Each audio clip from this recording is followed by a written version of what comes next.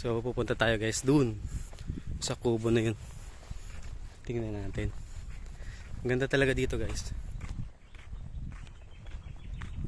Ganda dito guys. Ganda dito sa park na to.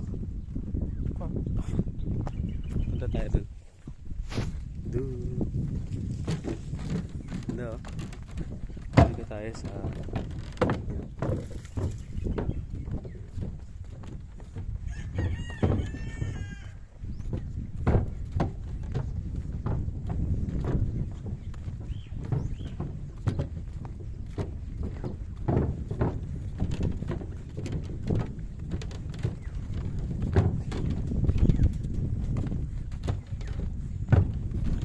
malalim din pala to guys.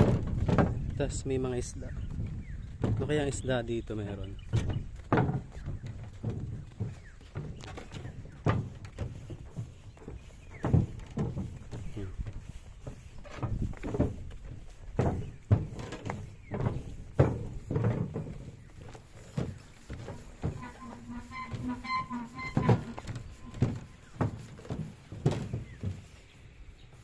Yan dyan guys, papuntang Abra di Ilog yan. Yung daan, yung way na yun.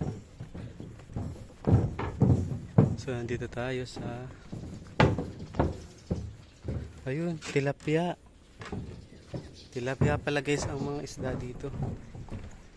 So yan, may mga puso-puso oh. Diyan. Wala lang yung aking kapuso dito. Ayan, may mga puso-puso. Ayan.